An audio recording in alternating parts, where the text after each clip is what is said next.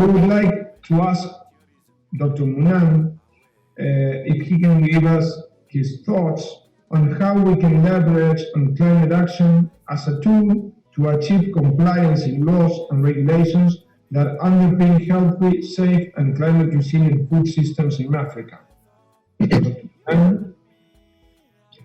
Thank you very much, Alvaro, and thanks to those who are watching from all corners of the world. I'll start off by indicating this African proverb which says, if you close your eyes to facts, you will learn through accidents.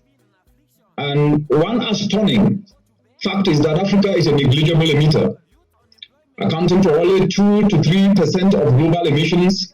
But the impacts of the changing climate has exacerbated the precarious socio-economic conditions in the continent. Cumulatively, as we're speaking today, the GDP of the continent is projected to suffer up to 85% decline in 29 years from today. And this just because of the impacts of climate change. To make matters worse, the UNEP 2020 emissions gap report pointed to the fact that the globe is headed for an above 3.2 degrees warming, making the risk of these losses even higher. And now a new variable, the COVID-19 global emergency, has been introduced to this already very dire scenario, continuously making the poor to be disproportionately vulnerable because they are unable to afford the goods and services they need to buffer against the worst of the changing climate. And this implies one thing, that to successfully safeguard against environmental risk in our food systems, sustainable practices must become an economic rather than a legal and regulatory issue alone. And it is in so doing that legal endeavors can earn the much needed ethical and moral legitimacy. I say this because let's be real here. In a continent like Africa where 257 million people go to bed hungry, the choice is not whether to opt for an eco-friendly diet, but rather to eat what is most accessible and affordable or risk starvation.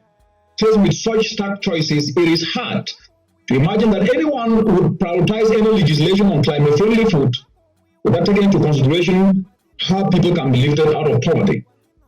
And it is against this that we need to discuss this aspect. But we're in a continent, 12 million youth getting into the labor market each and every year without jobs, suffering the brunt of the COVID-19 emergency, where up to about 50% of all the jobs are due to be lost, growth projected to shrink to negative values as a result of this. Therefore, legislative requirements for eco-friendly food must be the last straw on a struggling enterprise.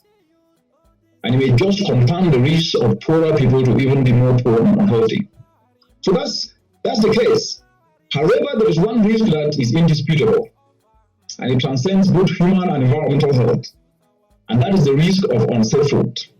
The proliferation of unsafe food has made Africa the region with the world's worst levels of food safety, costing human capital losses estimated at about 16.7 billion each year, with over 200 foodborne diseases ranging from diarrhea to cancer, and over 130 deaths and over 90 million acute illnesses caused each year. Africa has the highest per capita incidence of food safety risk globally. And this proliferation happens in the watch of legislative and institutional provision, some of which have existed for several years. 20 years ago, when the Cartagena Protocol on biosafety was open for signing in Nairobi to safeguard against the human and environmental health risk of unsafe food practices, a resounding response was recorded from Africa. As we speak today, the protocol has come into force in more than 48 out of 54 African countries in the continent. By 2011, which was about 10 years ago, this protocol has come into force in about 90% of countries. In domesticating this protocol, most countries across the continent have biosafety policies. They have regulations and strategies to regulate food production practices, as well as processes and procedures, and ensure what ends up on the consumer's table is safe and free from all adverse impacts to human and environmental health. This is in addition to an additional layer of regulatory frameworks at the regional and sub-regional level through the regional economic commissions. However, despite these provisions and legislation, the risks continue to mount. And nowhere is this more prevalent than in our urban areas in the continent. In sub-Saharan Africa, urbanization is occurring at a rate that is almost double the world's average. With this transition comes an increase in food demand and a rise in urban farmers and informal food traders. For example, up to 90% of supply of leafy vegetables in some African cities is sourced from urban farmers and supplied through informal traders. This is critical to not only driving food security, but also creating primary and supplemental income opportunities. In some cities, the economic return to urban farmers has been estimated to be comparable to the incomes of unskilled construction workers and, in some cases, more lucrative. Amidst these opportunities are some very critical food safety threats. For example, use of wastewater, which is free to irrigate urban farms, especially during dry season, is prevalent. Urban farmers bring these, however, earned incomes estimated to be up to 50% above minimum wage, as they can sell vegetables at above double the price of the wet season. This, combined with practices such as unsafe, unregulated use of chemical fertilizers and pesticides, is increasing risk exposure among consumers. We are talking of a notable increase in microbial and heavy metal contamination on food consumed in our urban areas, in addition to eutrophication choking our ecosystems. If this trend persists for another 1 to 2 decades, vegetable waste in some of these urban gardens will be totally unsuitable for human consumption. Distinguished colleagues, ladies and gentlemen, unsafe food is by far the most existential threat to Africa's food and environment system. And this is complicated by the fact that incomes are being made from such unsafe practices. And the extreme events exacerbated by the changing climate that I've already alluded to further compounds this risk. What we already know is that the changing climate brings with it shifting climate patterns with highly variable seasons. For example, data shows that drought incidences have increased frequently from since every 20 years in the 60s to once almost every year now. Not only is this variability experienced in extreme events, but in ordinary seasons as well. For instance, inadequate drying then results in lost quality in form of pest and mold infestation, and as well as aflatoxin poisoning, whose long-term exposure has been linked to liver cancer. As brave as this reality sounds, solutions also abound. For example, training and correct use of affordable climate action solutions of solar dryers can dry produce even under rainy conditions and has been shown to cut aflatoxin by 53%. But as we know, just as an arrow that has not entered deeply is not hard to remove, these food safety risks are solvable.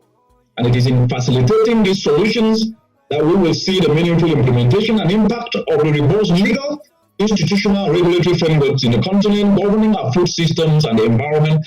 And these are the following takeaways. The first is, we cannot address it while ignoring the informal sector. Africa's informal sector accounts for over 80% of all employment. If we are to combat the safety-driven food risk, then the focus should be on this sector, because they are the players to be incentivized to take lead in implementing safety enablers.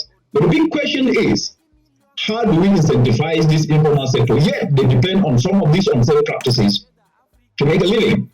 Among critical incentives is availability of ready markets that pay a premium for certified safety food.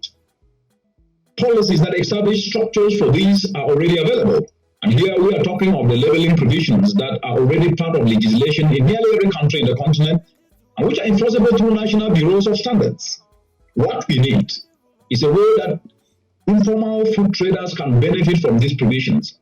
And this means ensuring that they can have affordable finance that is tied to safe production practices, that they can be able to have availability of affordable alternative inputs and technologies to enable them to take up safe production practices. And these are critical incentives whose operationalization needs to become the core of effort to rebuild back better and also ensure that economies can strive post-COVID. And that takes me to the second point, which is making compliance to statutory provisions become compulsory. Africa does not lack in legal and regulatory provisions. I've said this, the gap is in implementation. To bridge this gap, we need to appreciate that complete implementation of the law can only happen with a willing mindset. Complying with the law must become second nature to people before we can claim any success. And for this, there must be positive incentives for people to implement the law. And one of them is making compliance good, lucrative, and accessible. And as these informal sector food traders especially needs as a key requirement to ensure compliance with biosafety standards practical alternatives to substitute unsafe practices. And here, National Standard Bureau codes, especially in countries offered by these standard bodies, coupled with the labeling regulations, provide a critical framework whereby the informal sector can tap into this and adopt climate action solutions that are non-polluting, non-chemicalized, and safe for human and environment, as well as health, as critical tools for achieving compliance. We have nature-based solutions, whether we're talking about agroforestry techniques. We have solutions of organic fertilizer and organic pesticides, among others, for on-farm cultivation that can be accessible. And that takes me to the third point. Traceability and accountability is important. And it's critical to ensure accurate labeling. Every bunch of green vegetables we pick at our local informal trader must be accounted for on how it was cultivated, on how it was farmed, to ensure it is free from dangerous contamination resulting from unsafe practices. And here we must leverage local structures in communities in every African community. And here we're talking about communal cooperatives that can actually offer that structure for traceability and accountability that can be relied on. Not building on local institutions, we miss the point. And that takes me to the last point. Africa is a youthful continent. Over 60% of the continent is youthful. And if we don't take them as the biggest non-state constituencies to be able to devise the solutions that can ensure that safe food is addressed, we'll be missing the point.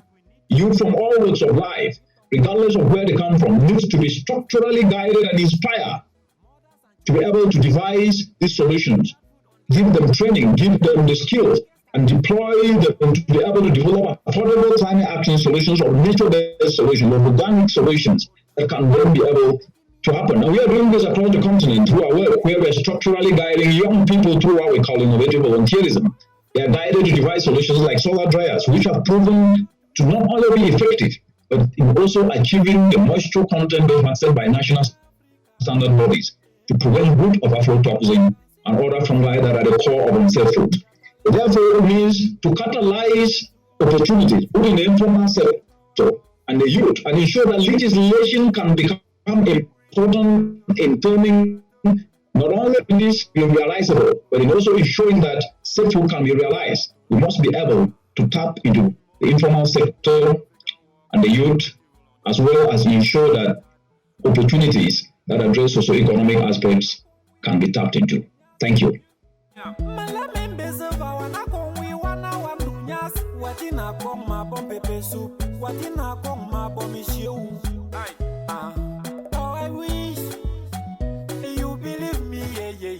Rise up, rise up. You and me.